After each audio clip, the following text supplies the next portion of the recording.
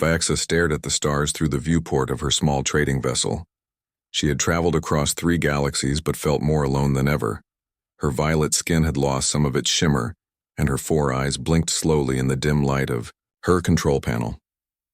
The silence of space pressed around her like a heavy blanket. 5 cycles had passed since the Galactic Council had declared her species, the Zinthari, as dangerous and untrustworthy. A political move after a misunderstanding with the Proxima Alliance. Most species now avoided the Zinthari, treating them like criminals. The council chambers that once welcomed their scientific innovations now closed their doors. Vaxa had once been respected as one of the finest botanical scientists. In the quadrant, she had discovered cures for diseases, developed sustainable farming methods for barren planets, and even created a method to purify toxic atmospheres. But now traders refused her goods. Planetary ports denied her landing rights, and her research was ignored. Her academic papers remained unread, her breakthroughs dismissed.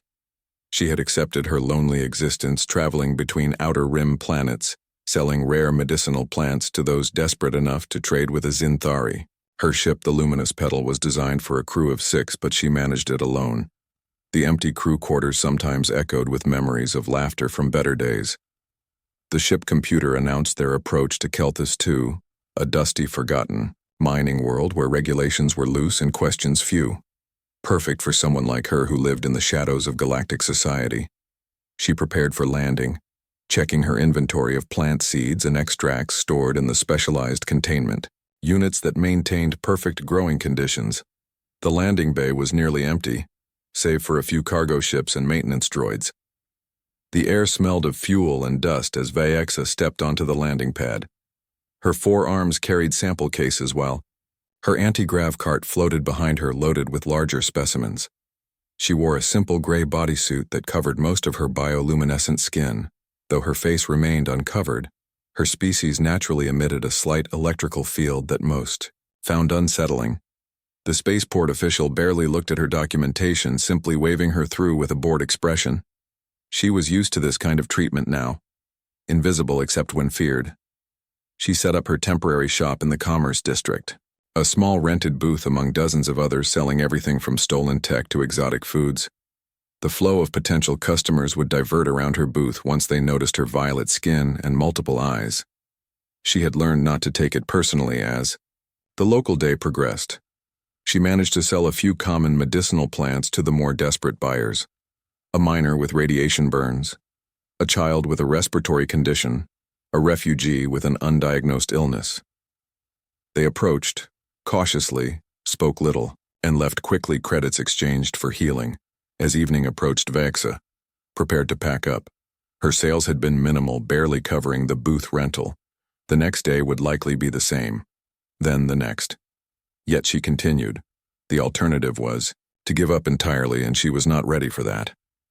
As she began placing her samples back in their protective cases, the communication device on her wrist beeped an incoming transmission. This was unusual. Most business on rim worlds happened face-to-face. Suspicion flickered through her mind, but curiosity won out. She accepted the transmission. A human face appeared on the small holographic display, a female with auburn hair and green eyes. Her expression lacked the usual fear or distrust Vaxa typically encountered. "Hello, my name is Katie Miller. I understand you trade in rare botanical specimens. I need something specific for research purposes. Would you be willing to meet?" Vaxa hesitated. Humans were unpredictable. They had only joined the Galactic Council 30 Earth years ago and were still considered primitive by most species. Their homeworld was isolated, their technology limited compared to the older races.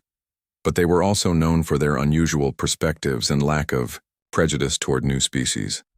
They had no historical conflicts with the Zinthari. "Why not speak here?" asked Vaxa, gesturing to the communication device. Katie Miller smiled slightly. "I prefer to discuss business in person. The connection isn't secure, and I would like to see your specimens up close if possible." Vaxa considered the request. It could be a trap.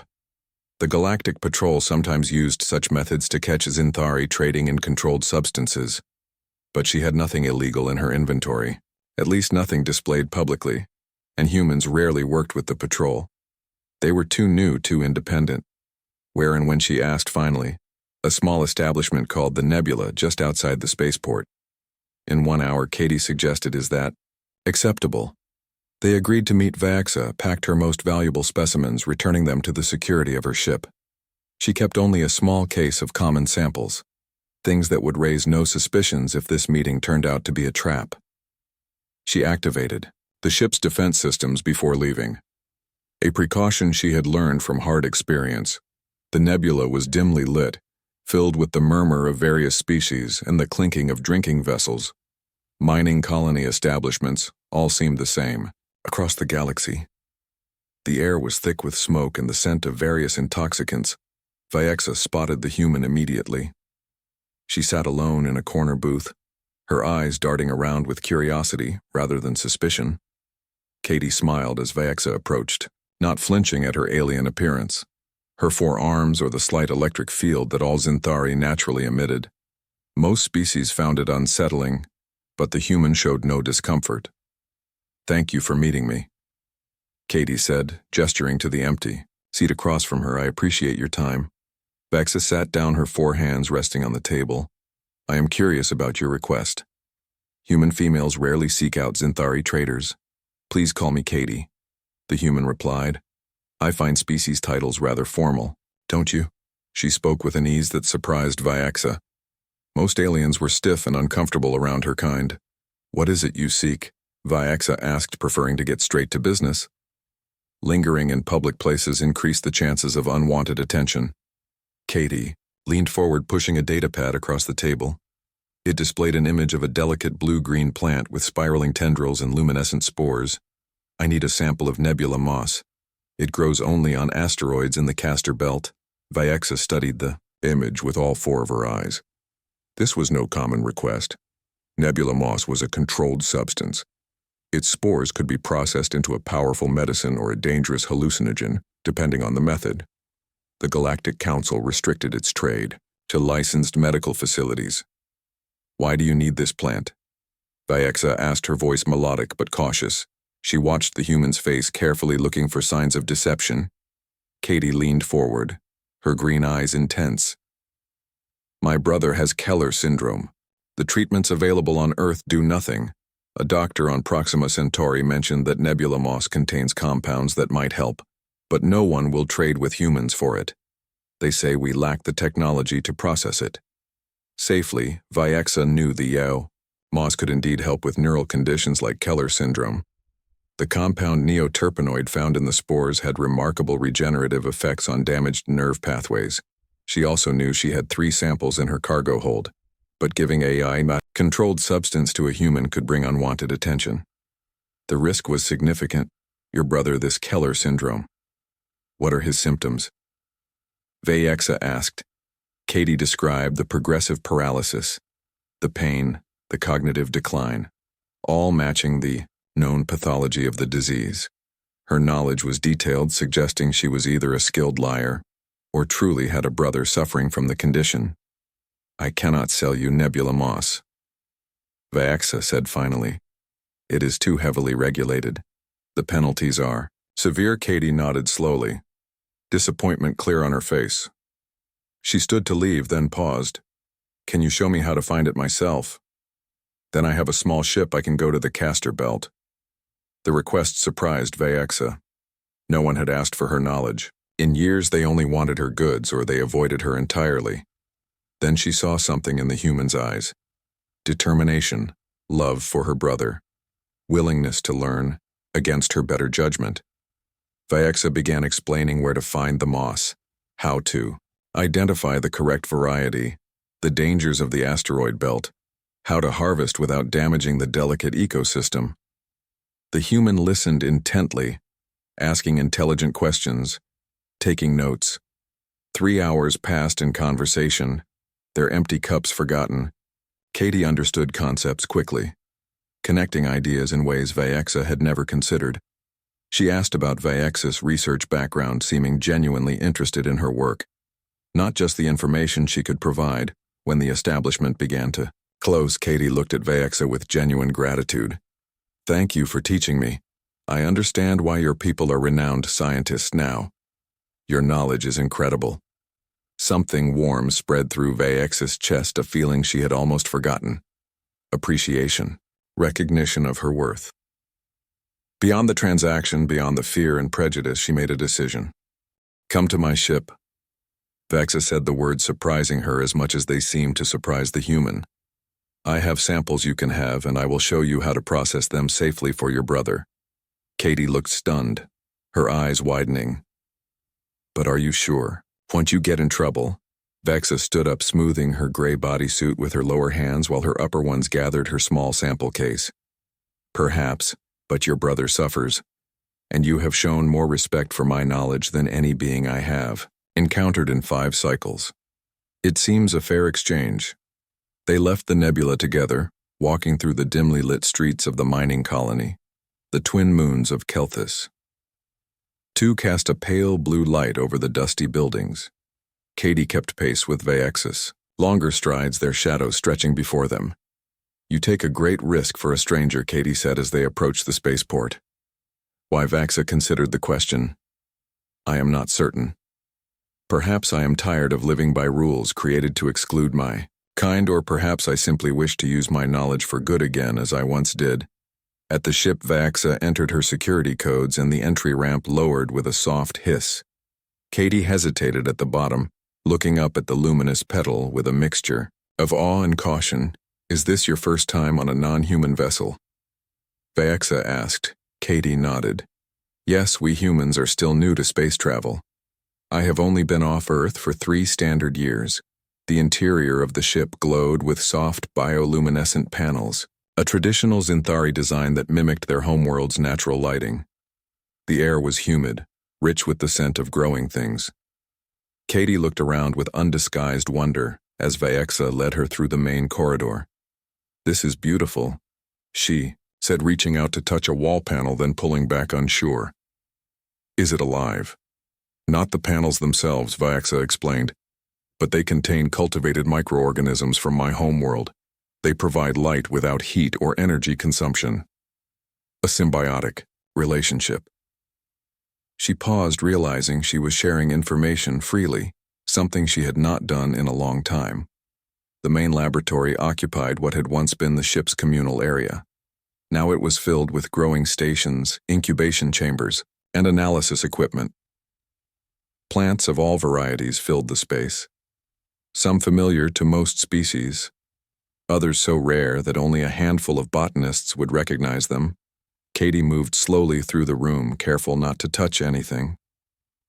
Her eyes took in everything with scientific appreciation. "Is this all your research, some of it?" Vaexa replied, moving to a secured cabinet at the far end of the lab. What remained after the council restrictions? She entered another code, and the cabinet hummed open, revealing rows of specialized containment units, each holding a different specimen. Vaxa removed one that contained a small cluster of blue-green moss. Its tendrils moved slightly, as if sensing the change in its environment. Tiny spores glowed within. "The delicate structure nebula moss," Vaexa said, holding it up for Katie to see, harvested from the castor belt 3 cycles ago. "It remains viable." Katie stared at it, transfixed. "This could help my brother." "It could," Vaexa confirmed. "But processing it incorrectly would be worse than useless. It could be toxic, fatal even. The compounds must be extracted precisely." "Then teach me." Katie said simply. "I learn quickly." Vaexa considered the human. The request went beyond a simple transaction, or even a charitable act. What Katie asked required time, knowledge, trust. And yet Vaexa found herself nodding. "It will take time," she said. "At least 20 standard days to complete the process properly.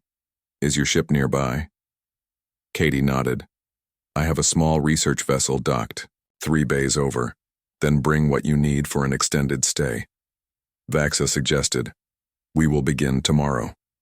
The processing requires constant monitoring." After Katie left to gather her belongings, Vaexa wondered at her own actions, inviting an alien, a human, no less, onto her ship, offering to share guarded Zinthari knowledge, breaking council regulations. It was unlike her, and yet for the first time in years, She felt a sense of purpose. The next morning, Katie arrived with a small bag and a determination that impressed Vaexa. Humans were known for their adaptability, but Katie showed unusual focus. She absorbed Vaexa's instructions quickly, asking intelligent questions and taking detailed notes. They began with the basics, learning to identify the active compounds in the moss using Vexa's specialized equipment. Katie proved to have a background in biochemistry, though earth science was considered primitive by galactic standards. Her approach was different, asking questions that Xinthari scientists would never consider, looking at problems from unexpected angles. On the third day, as they carefully extracted the first batch of spores, Katie asked about Vax's past. "You mentioned you were once respected as a scientist. What happened if you don't mind me asking?" Vaxa paused, her four hands momentarily still above the extraction equipment. The question touched on painful memories. "Politics," she said simply. "The Xinthari were once valued members of the Galactic Council. Our scientific achievements brought us respect, trade opportunities, research grants. Then came the Proxima incident." Katie nodded, waiting patiently for Vaexa to continue. A Xinthari research vessel was studying atmospheric anomalies near Proxima space. Their findings suggested that a Proxima mining operation was causing damage to a nearby inhabited moon. They presented their evidence to the Council. The Proxima Alliance has powerful allies. They claimed the research was falsified, that it was industrial sabotage. Vaexa carefully adjusted the extraction parameters, her voice flat. There was an investigation. The evidence mysteriously disappeared. Our researchers were discredited. When similar findings emerged from other scientists, they too were silenced. The Council passed new regulations restricting Xinthari research vessels, limiting our access to certain systems. Our economy collapsed. Our reputation was destroyed. Sorry, Katie said, her voice soft. That sounds like corruption, not justice. Vaexa looked at the human, surprised by her understanding. Most species accepted the Council's ruling without question. That is an accurate assessment, she agreed. Over the following days, they fell into a comfortable routine. Katie would assist with the extraction process during the day, learning the complex procedures for isolating the neural regenerative compounds. They would share meals in the small galley, discussing science, culture, personal histories. Katie spoke of Earth, its oceans and forests, its chaotic history, and resilient people. Vaexa told tales of her homeworld with its floating cities and singing forests. By the 10th day, they had successfully extracted enough of the compound for initial testing. Vaexa demonstrated the use of her medical analyzer to confirm purity and potency. Katie proved to be not just a quick study, but an innovative thinker, suggesting modifications to the process that even Vaexa had not considered. "You have a natural talent for this work," Vaexa observed as they reviewed the test results. "Your approach is unorthodox but effective." Katie smiled. "I think that's a human trait. We're new to all this, so we don't know what we're not supposed to try. We just experiment." Vaexa found herself laughing, a sound she had almost forgotten. It felt strange but pleasant. Other species see that as dangerous. Maybe sometimes it is, Katie admitted. But sometimes looking at old problems with new eyes leads to breakthroughs. That night, as they shared a meal of synthesized protein and fresh vegetables from Vaexa's small growing bay, Katie asked about Vaexa's personal life. "Did you leave family behind when you began traveling?" Vaexa set down her eating utensil. "My partner Zenith was also a scientist, an astrophysicist. When the restrictions came, he joined a research outpost in the outer rim beyond Council jurisdiction." She paused. "The outpost was attacked by raiders 2 cycles ago. No survivors. I'm so sorry," Katie said, reaching across the table to touch Vaexa's hand, then pulling back, unsure if the gesture would be welcome. Vaexa surprised herself by extending her hand to complete the contact. The warmth of the human skin against her own was strange, but not unpleasant. "It has been difficult," she admitted. "There are few Xinthari left in this sector. Most returned to our homeworld, or sought refuge with non-aligned worlds. You must be very brave to continue alone." "Not brave," Vaexa corrected, stubborn. "Perhaps foolish.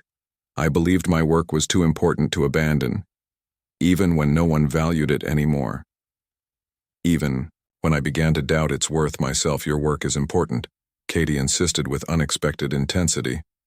Look what you're doing now. Helping to save my brother. This matters. The conviction in the human's voice stirred something in Vaexa, a feeling long, dormant hope perhaps, or purpose. The two continued their work with renewed focus. By the 15th day they had produced a stable compound that showed promise in all the simulations Vaexa ran.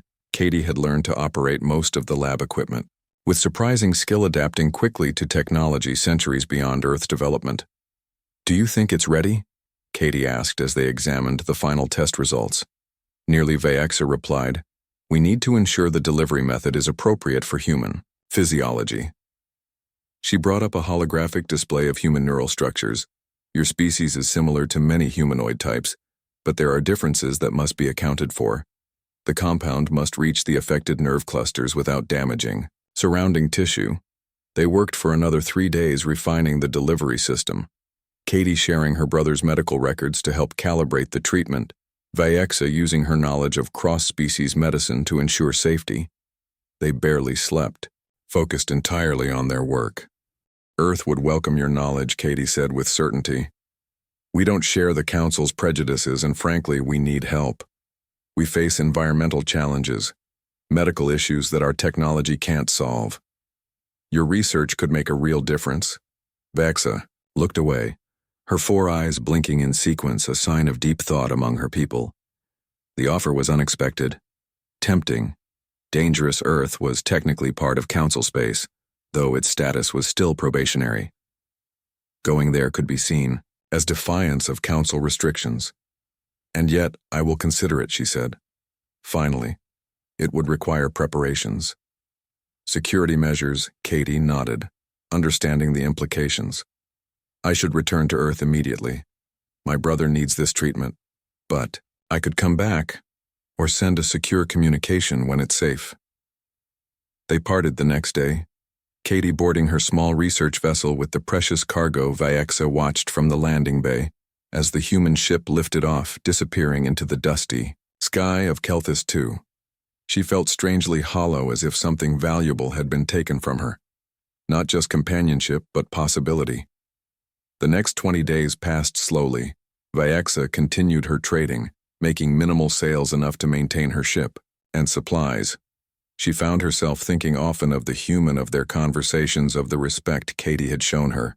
Some nights she would look at the stars and wonder if Katie had reached Earth, if her brother was recovering, if she ever thought of the Zinthari scientists she had met. On the 21st day after Katie's departure, Vaexa's communication system alerted her to an incoming transmission from an unknown source. She accepted it with caution. Katie's face appeared on the screen, her green eyes bright with excitement. Ben is responding to the treatment, she said without preamble. His doctors are amazed. Neural regeneration has begun. He can move his right hand now, something they said would never happen. Vaexa felt relief flow through her. It worked. Then the treatment formulation was correct, more than correct, Katie said. It's revolutionary. The doctors want to know how it's possible. They want to meet you. That would be unwise, Vaexa cautioned. The Council. Katie waved a hand dismissively. This is Earth, Vaexa. We value results over politics.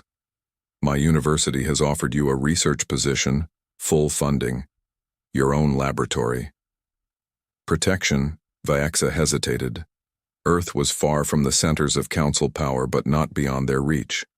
And yet, the chance to work openly again, to pursue her research, to help others. It called to her like the singing forest of her homeworld. I need time to consider, she said. Finally, take all the time you need. Katie replied, but know that you're welcome here. And Vaexa. She paused, her expression serious. Thank you, my brother will live because of you. That means everything to our family. The transmission ended, leaving Vaexa with much to consider. She spent days weighing the risks against the potential rewards. Her life as a trader was safe if lonely. She survived below notice. The Council had largely forgotten her as long as she stayed in the outer systems, but a position on Earth would put her back in the light. Perhaps in danger 2 weeks later as she prepared to leave Kelthis II. A galactic patrol vessel entered orbit. The automated alert from her ship system woke her from sleep.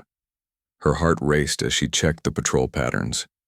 They were scanning ships in the spaceport, focusing on trading. Vessel's Vexa quickly initiated pre-flight procedures. Her ship was registered legally, but the patrol could detain any Zinthari vessel on suspicion alone. She needed to leave before they targeted her specifically. The engines warmed up too slowly, the pre-flight check seeming to take forever. As the luminous pedal lifted off, the warning came through ship designation. ZT-9087, halt your departure for inspection. Vexa ignored the command, pushing her engines harder. The patrol vessel was larger, better armed, but her small ship was faster, more maneuverable. She broke atmosphere, accelerating toward the jump point where she could enter hyperspace and escape. The patrol ship followed, weapons systems coming online. Vexa swerved, avoiding the first energy pulse that streaked past her port side. Her hands flew over the controls, adjusting shields, diverting power from non-essential systems. Gang 087 power. Down immediately or we will disable your vessel. Came the command. A second energy pulse struck her shields, making the ship shudder. The jump point was still 30 seconds away, too far. Her shields would not hold against sustained fire, and if they disabled her engines, she would be boarded, arrested, her research confiscated.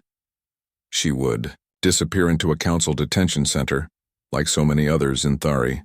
Then a new ship appeared on her sensors, small, fast, approaching from the opposite direction, a human design. She recognized the configuration. Katie. The human vessel positioned itself between the luminous pedal and the patrol ship patrol vessel. This is Earth Research Ship Horizon. You are targeting a scientific consultant to Earth University. Stand down. The patrol ship hesitated. Human vessel. This is not your concern. The Zinthari ship is under inspection. By what authority? Katie responded, her voice clear over the open channel. This vessel and its occupant are registered with Earth University under the Scientific Exchange Protocol. The Council ratified that protocol when Earth joined. Vexa held her breath, watching the sensor readings. The patrol ship maintained pursuit but had not fired again. She was nearly at the jump point. The Zinthari are restricted from unauthorized research. Katie continued, her voice firm. We are authorizing this research under Earth jurisdiction. If you have concerns, file them through diplomatic channels. As per the protocol. The patrol ship slowed fractionally. Vexa reached the jump point, her navigation computer calculating the coordinates. Her fingers hovered over the activation switch, waiting. She could jump. Now escape, but Katie would face the patrol alone. Human vessel. The patrol captain said, his tone hardened. You interfere with council business. Earth status is still probationary. This incident will be reported. Report it, Katie replied smoothly. All research documentation has been filed with the Earth Embassy on Centauri Prime, copies forwarded to the Council Science Division. You are welcome to review it. Vexa watched in amazement as the patrol ship slowed further, then began to turn. Ambassador Cheng will be very interested to hear about patrol ships firing on Earth research vessels in neutral space. Katie added, now if you'll excuse us, we have work to continue. The patrol ship moved, away, its weapons powering down. The captain sent one final message. This matter is not closed. Katie's ship pulled alongside Vexa's. Are you all right? She asked, her voice now concerned. I am unharmed. Vexa replied. How did you find you? Katie finished. I may have put a tracker on your ship. She sounded embarrassed. I was worried. Something felt wrong. When I saw the patrol alert, I came as fast as I could. You risked much, Vexa said. The patrol could have fired on you. Earth protection extends to our scientific partners, Katie said. Simply. And I wasn't going to let them take you. The two ships hung in space, the patrol vessel now a distant point of light on the sensors. What now? Vexa asked. Come to Earth, Katie said. I have the paperwork. Legitimate paperwork. The university created a position for you. After they saw what your treatment did for Ben, the council can't touch you. Under the scientific exchange protocol, Earth's primitive. But we're not without influence. Vexa thought of her lonely trading her. Survival at the edges of society. Then she thought of a laboratory of research of purpose. Set course for Earth sector. She told Katie, I will follow. The journey to Earth took 17 days, even with faster-than-light travel. The human system was remote, far from the central worlds of the Council. The isolation that had kept humans primitive also provided a measure of independence from Council politics. During the journey, Katie and Vexa communicated daily, sharing updates, planning Vexa's integration into the Earth research community. Katie explained the paperwork she had arranged, the legal protections Earth could offer the research facility that awaited. When they finally arrived in Earth orbit, Vexa stared at the blue-green world through her viewport. It was beautiful, rich with water and life, so similar to yet different from her homeworld. Smaller, younger, wilder, Katie guided her through the landing protocols. The Earth authorities processed her documentation without incident, though they scanned her ship thoroughly for restricted materials. When she finally stepped onto Earth soil, the gravity slightly stronger than she was accustomed to. Katie was waiting. Welcome to Earth, the human said with a smile. The university provided Vexa with a laboratory in a secluded research complex outside a city called Portland. The facility had been adapted for her needs, with humidity and temperature controls that mimicked her preferred environment. They assigned her a research team, 3 humans with backgrounds in botany, biochemistry, and medicine. At first, the humans were cautious around her. Some had never seen a non-human before except in media. Their eyes would linger on her 4 arms or multiple eyes. They would startle when her skin shimmered with bioluminescence, but they were respectful, eager to learn. Katie visited, often bringing her brother Ben, once he was strong enough to travel.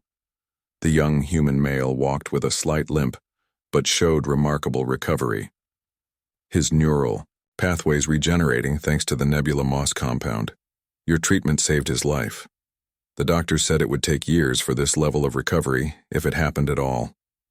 Ben told Vexa during his visit, we owe you everything. Vexa felt that strange warmth again. It is what any scientist would do, she said. Knowledge should heal, not harm. 1 year passed on Earth. Vexa adapted to the planet's rhythms, its seasons, its people. Autumn brought vibrant colors to the trees around the research facility, colors that reminded her of the festival gardens on her homeworld. Winter brought snow, a phenomenon she had never experienced. Her first snowfall left her standing outside for hours, 4 arms extended, catching the delicate crystals, watching them melt against her warm violet skin. Spring brought new growth, an explosion of plant life that fascinated her scientifically and emotionally. Summer brought heat and thunderstorms, power that reminded her of the electrical storms of her youth. Her research thrived. The neurological treatment developed for Katie's brother had been refined, approved for wider use. Hundreds of humans now benefited from Zinthari botanical science. The university expanded her laboratory, assigned more researchers. The Earth government provided additional funding protection from council interference. Katie's role evolved from research partner to department head, coordinating the growing team, while Vexa focused on the science itself. They worked well together, complementing each other, Katie handling the human bureaucracy, Vexa pushing the boundaries of what was possible. Their friendship deepened through shared work, shared challenges, shared triumphs. On a warm evening as they walked along a forest path near the facility, Katie spoke of something new. The university is establishing a xenobotanical garden, she said, a public education facility to showcase off-world plants and their benefits. They want you to be the director. Vexa stopped walking, all 4 eyes focusing on Katie. A public role that would mean visibility beyond the scientific community. The council, she began. Earth has been strengthening its position, Katie assured her. We're no longer just a probationary member. The council needs our resources, our strategic location, and public opinion here strongly supports your work after what you've accomplished with the neural regeneration therapy. She smiled. Plus, the council has bigger problems than one Zinthari scientist. The Arcturan situation has them distracted. Vexa considered other species would visit the garden, see her work directly. It would be a chance to restore the reputation of Zinthari science beyond research papers and clinical results. It would show living proof of what her people could contribute. I will accept, she decided, if security can be ensured. Katie nodded. We already have plans for that. The garden will have both public and restricted areas. Your private research can continue undisturbed. The garden project consumed the next 6 months. Vyexa designing the layout, selecting which specimens could safely be displayed. In Earth's environment, creating informational materials with Katie that would explain alien botanicals to human visitors. The work was different from pure research, but satisfying in new ways. She was not just advancing science, but sharing knowledge, making connections. The night before the garden was to open, Vyexa and Katie stayed late reviewing final preparations. They sat in the central dome, a transparent structure that would house the most exotic specimens. The air was warm, humid, filled with the scent of plants from a dozen worlds. Soft lighting illuminated the pathways, casting gentle shadows among the foliage. Do you remember our first meeting? Katie asked suddenly. On Kelthis 2. Did you ever imagine we'd be here?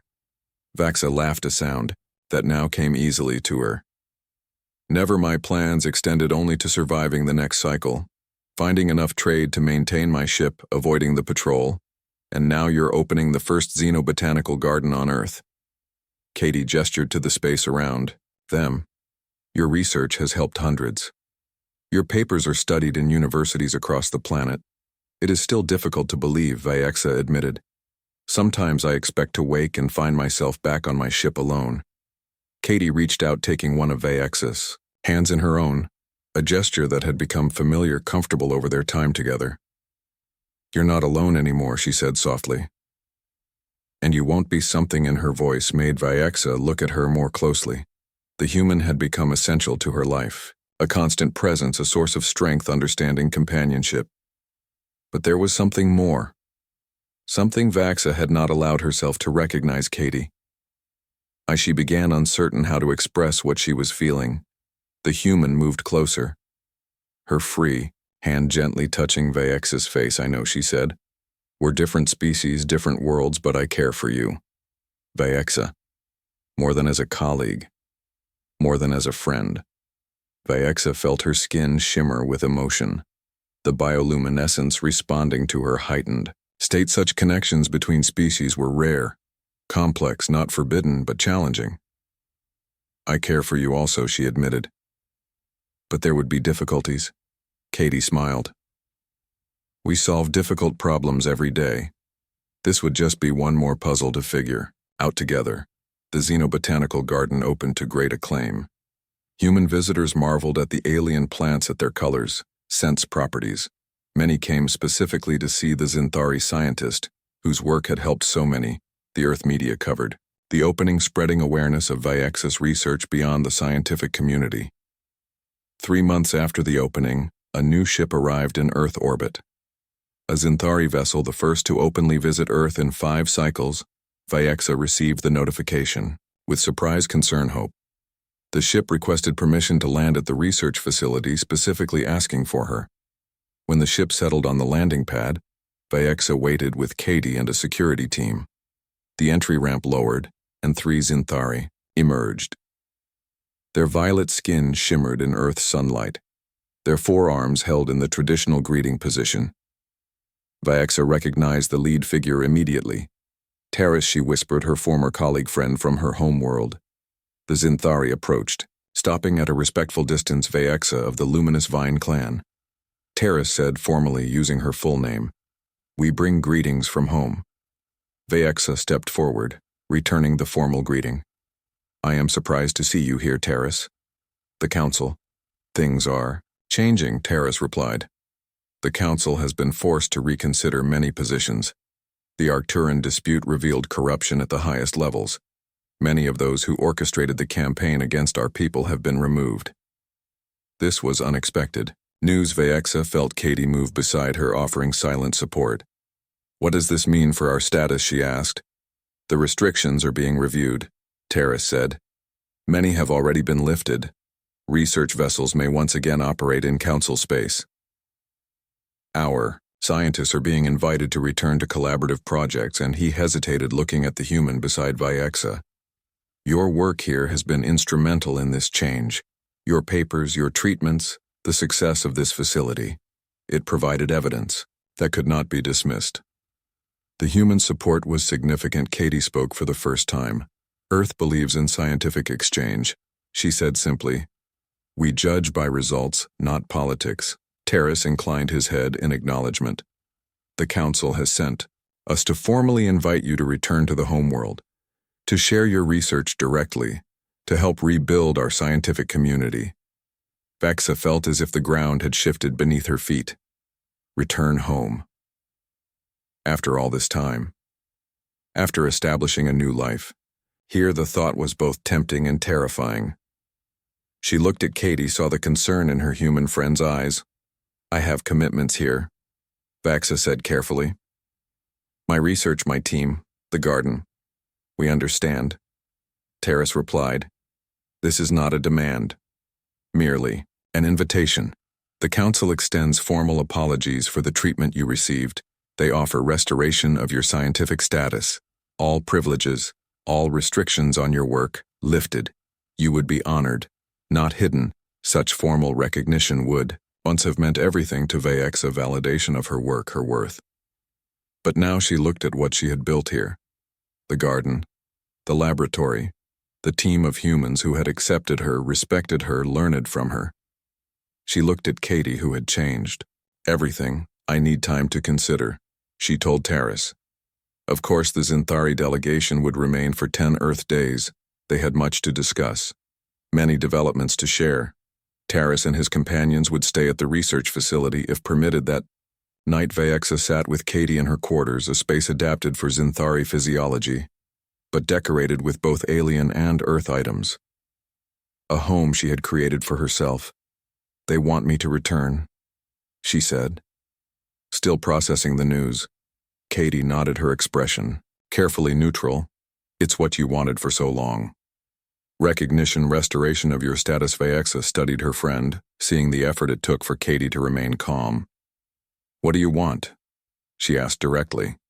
Katie looked away for a moment, then met Vyexa's gaze. "I want you to be happy," she said. "To be fulfilled in your work, recognized for your brilliance, if that means returning home." She paused. "I understand, but that is not your wish." Vexa pressed. Katie sighed. "I wish you could stay," she admitted finally. "I wish you could continue your work here, continue what we've built together. But I know how much your homeworld means to you, how much proper recognition from your people would mean." Vyexa moved closer, taking Katie's hands in two of her own. "My people rejected me for 5 cycles. Earth, you welcomed me when I had nothing to offer but knowledge and skill.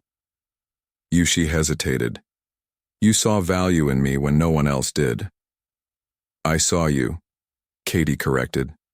"Not just your knowledge, not just your skills. You, Vyexa, of the Luminous Vine clan." Her fingers tightened around Vyexa's. "I love you and I want what's best for you. Even if I do not need to decide immediately," Vyexa interrupted. "The delegation will be here for 10 days. We have time." The Zinthari homeworld hung in space, a swirling sphere of purple and blue. Vyexa stood at the viewport of the diplomatic vessel, her 4 eyes taking in the sight of home after 6 long cycles. The cities glittered like stars on the night side of the planet.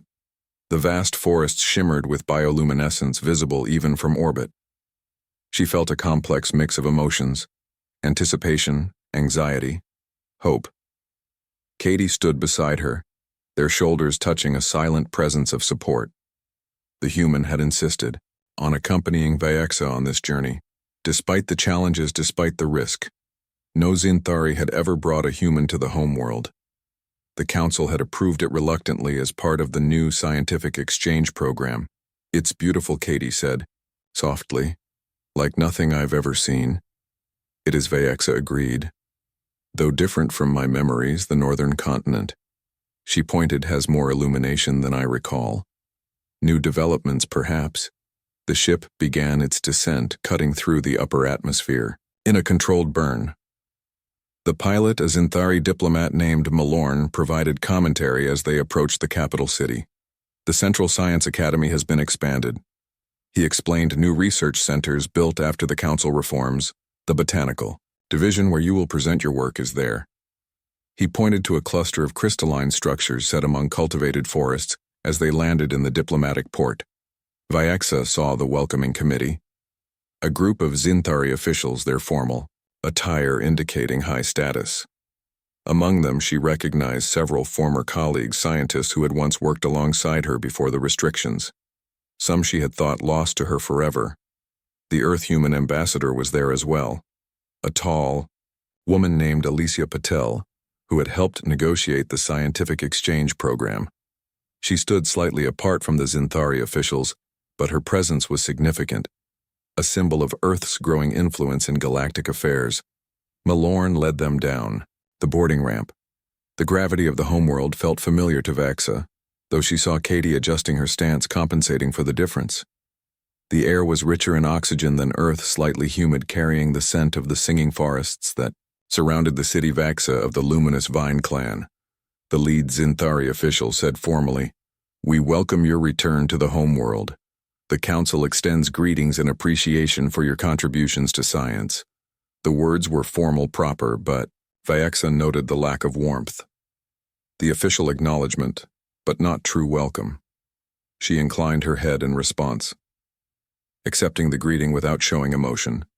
"This is scientist Katie Miller of Earth," she said, indicating her companion. "My research partner and representative of Earth University." The officials regarded Katie with mixed expressions, some curious, some dismissive, some openly interested. The human stood straight, meeting their multiple eyes without discomfort. She had prepared for this moment, learning Zinthari customs, practicing greetings, studying cultural nuances. "Earth sends its regards," Katie said, in carefully practiced Zinthari, her pronunciation close enough to be understood. "We look forward to scientific exchange that benefits both our worlds." Ambassador Patel stepped forward smoothly. "We appreciate the Council's acceptance of our representative. The Earth government values this opportunity for collaboration." The formalities continued as they were escorted to their accommodations, a suite in the diplomatic quarter of the city designed for off-world visitors, but modified with Zinthari furnishings. Vyaxa noted the careful balance, a symbolic gesture of inclusion. Once alone, Katie explored the space, marveling at the bioluminescent panels, the gravity adjusters, the strange angles of Zinthari architecture. "It's like your ship, but more," she said, turning in a circle. "Everything glows." Vaxa watched her with affection. The human had adapted to so many alien environments, so many challenges, yet maintained her wonder, her curiosity. It was one of the many things Vyaxa had come to love about her. "Tomorrow will be difficult," she warned. "Formal presentations to the Science Council, multiple sessions, questions. Many will be skeptical of our research, of our partnership." Katie smiled, joining Vyaxa by the viewport which overlooked the forest canopy. "Then well, convince them," she said simply. "That's what we do, isn't it? Solve problems, change minds." The next days were intense. Vyaxa presented her research to packed auditoriums. Zinthari scientists from across the planet came to hear the exile, who had continued her work on a primitive world. The neural regeneration treatment drew the most interest, already proven effective on humans. The potential applications for other species were significant. Katie presented the Earth perspective, explaining the collaborative methods they had developed, the differences in approach that had led to breakthroughs.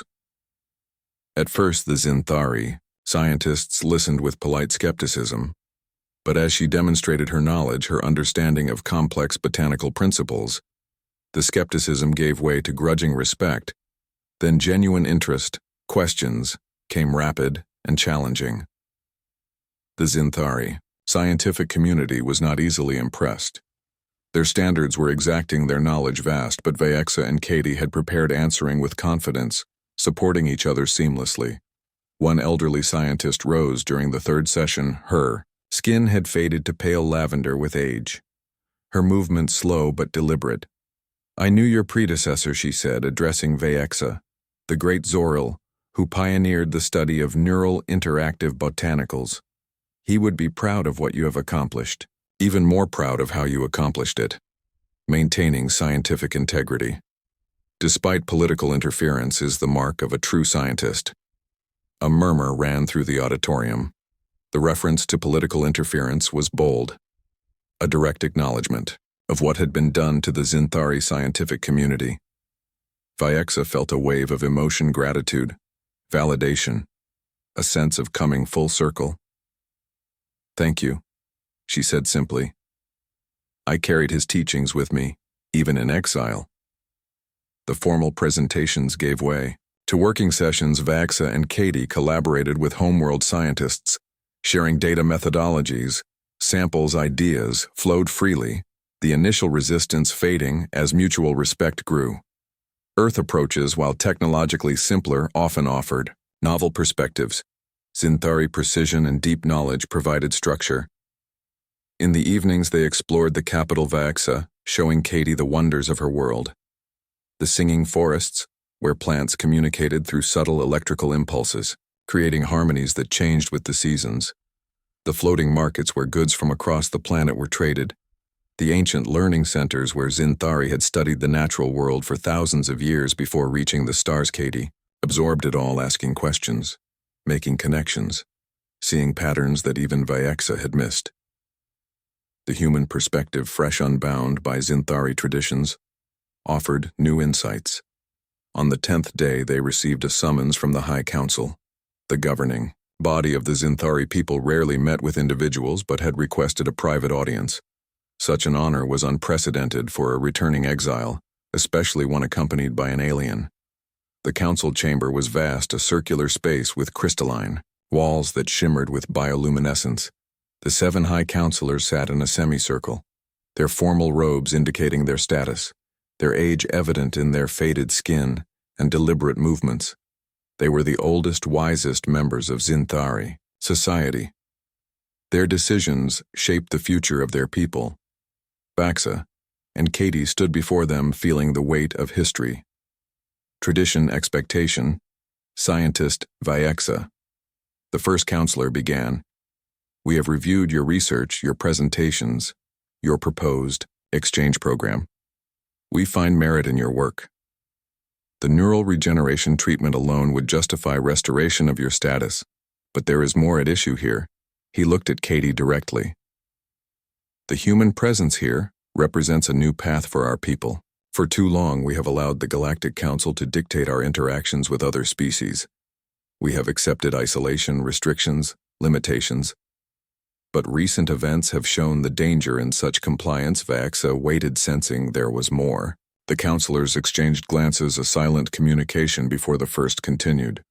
"The Arcturan dispute revealed corruption within the Galactic Council. Those who orchestrated the campaign against our people did so for economic gain, for power, not for truth or justice. Many species now question Council authority, Earth among them."